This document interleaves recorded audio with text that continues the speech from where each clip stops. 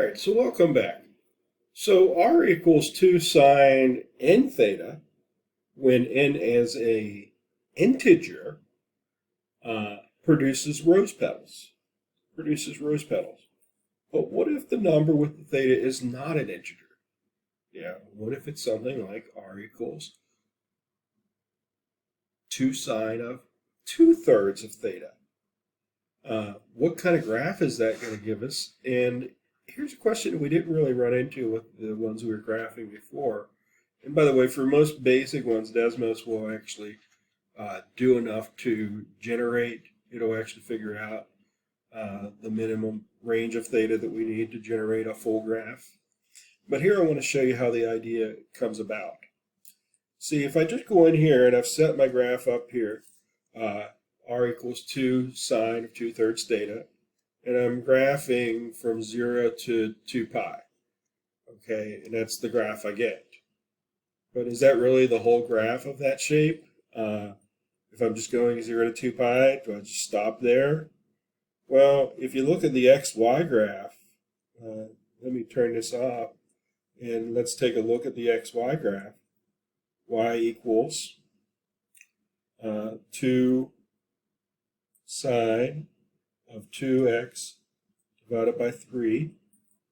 And notice here, if I look at the xy graph, I haven't even finished, when I get to 2 pi, one full circuit of the graph. It's not until I hit 3 pi that I even get through a full circuit of the graph. So cutting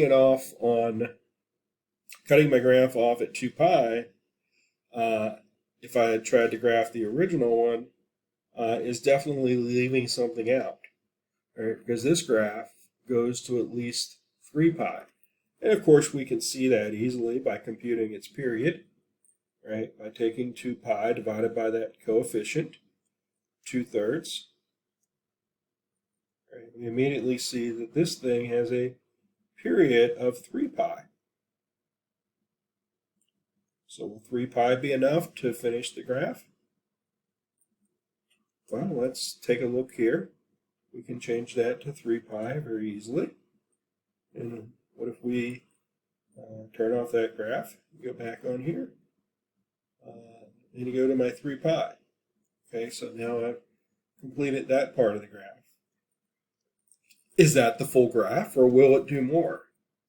Will it do more, and how much more? So if I bump that up to 4 pi, will that give me more graph? And we see, yeah, actually we're getting some more graph if we go to 4 pi. It hasn't actually connected back to itself yet, so is there still something else going on there? And how far do we need to go? Well, to get a full circle would take 2 pi, right, to get all the way around the circle completely. So what we need to find out how far we need to go, is we need to figure out what's something that both of those would go into. Has to complete a full period of the actual function, and it also has to go all the way around the circle. So in the case of 3 pi and 2 pi, we would need to go to 6 pi. And so actually, if we go all the way around to 6 pi, we will have the full shape of the graph, which I need to zoom square again so you can actually see it a little better. And there it is. Now, Desmos automatically tells you that when you put an equation in. I went ahead and intentionally changed that so that we could work it out. But there you are. This is certainly not one that we would ever want to have to graph by hand, but it is a really cool looking graph. Let's be honest, this is a really, really cool looking graph that we end up getting here with this thing. Okay, so I want to go on a little bit of that idea of how do we know, how do we know how many cycles we have to do to actually get the full graph? And so we can figure that out by comparing the period of that function to the 2 pi going all the way around. And doing that, we're able to come up with the graph of this thing. Okay. All right.